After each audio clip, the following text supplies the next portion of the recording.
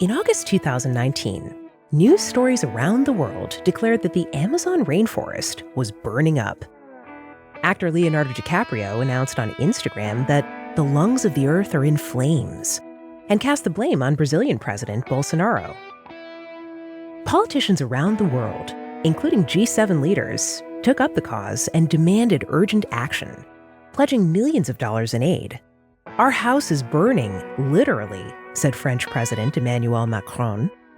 The Amazon rainforest, the lungs which produce 20% of the planet's oxygen, is on fire.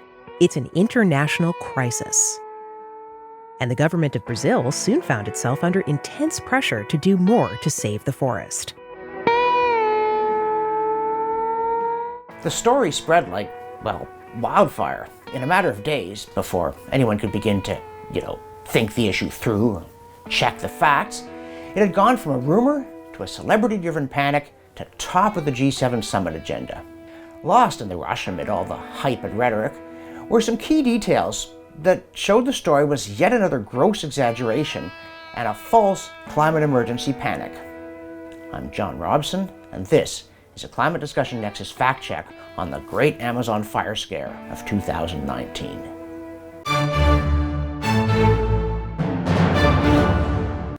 And now, a word from our sponsor.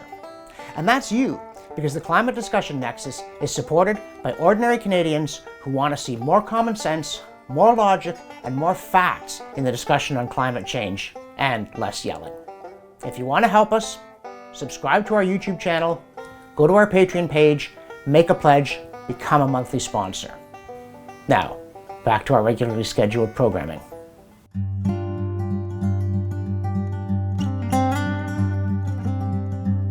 On August 26th, the Toronto Star said, "The head of the United Nations is urging world leaders to step up in the face of a dramatic climate emergency as wildfires blaze across the Arctic and the Amazon rainforest." Wildfires blazing across the Arctic? The Arctic? Here's a satellite image of global forest fire activity, taken at the time UN Secretary General Guterres made his speech. You can see the fires in the Amazon, but where did he get the idea they were blazing across the North Pole? It's also very odd that neither the head of the UN nor anyone else in the hastily formed Climate Emergency Bucket Brigade seemed to care that more than 5 times as many fires were burning in Africa as in the Amazon. While everyone was running in circles screaming and shouting about 2,000 active fires in the Amazon, there were 10,000 burning in Angola and the Democratic Republic of Congo alone, and another 2,000 elsewhere on the continent. Why did only the smaller number of fires in the Amazon, and the imaginary ones in the Arctic, seem to count? Once journalists got around to talking to experts about the situation, the picture began to change, starting with the fact that, for the most part, it wasn't the rainforest that was on fire in the Amazon. It was mostly non-forested areas used for agriculture.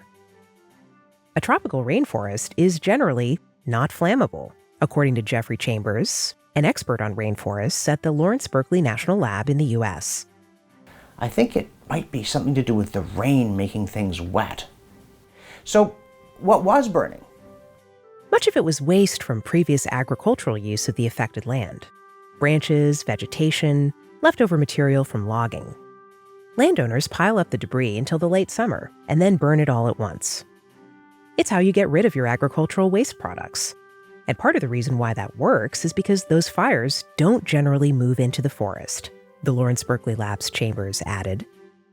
Speaking of the picture changing, things unraveled further when it was discovered that the photo DiCaprio had shared was from 20 years ago. It could have been worse. Madonna shared one from 30 years ago, and soccer star Ronaldo chose one that wasn't even from the Amazon. At least it wasn't the North Pole. As for the Amazon being the, quote, lungs of the earth, end quote, and source of 20% of the world's oxygen, rainforest expert and United Nations IPCC lead author Dan Nepstad was remarkably blunt. Quote, "It's bullshit," end quote. Nepstad went on, "There's no science behind that.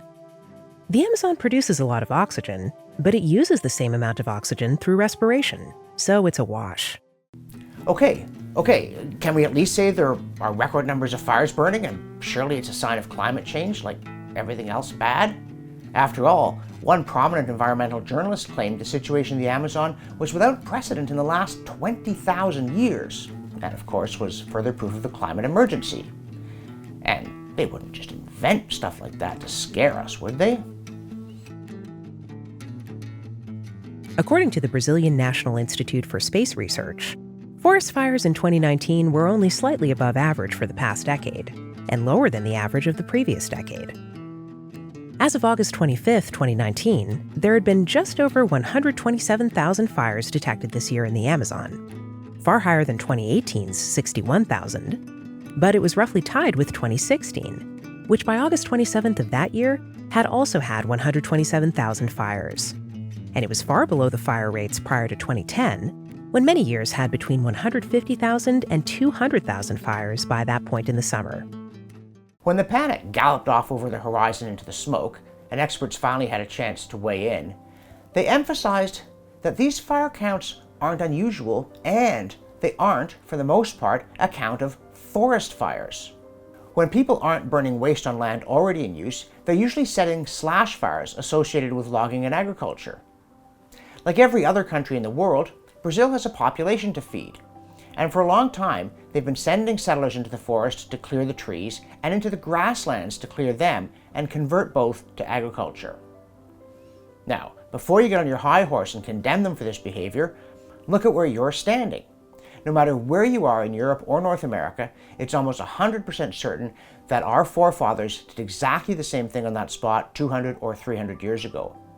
Or longer. Many North American Aboriginals had long had a habit of altering the ecology through fire to favor the kinds of wildlife that they hunted. Which isn't to say setting such fires is always a good thing. Indeed, the Brazilian government had slowed the rate of deforestation down by 70% from 2004 to 2012 through determined efforts. And they recognized that they could use the land they've already cleared more efficiently. It's a learning process, and it's one we went through too.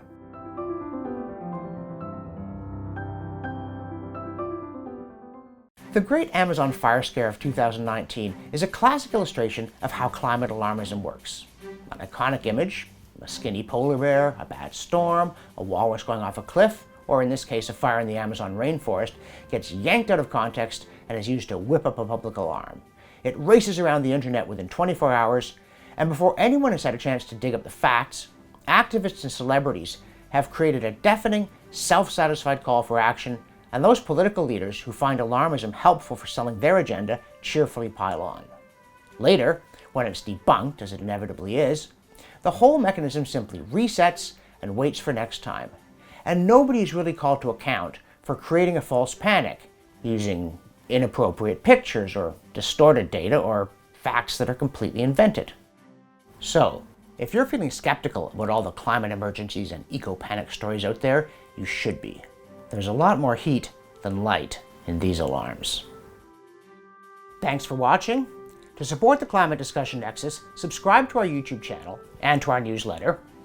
Like us on Facebook, follow us on Twitter, and go to our Patreon page and make a pledge. For the Climate Discussion Nexus, I'm John Robson.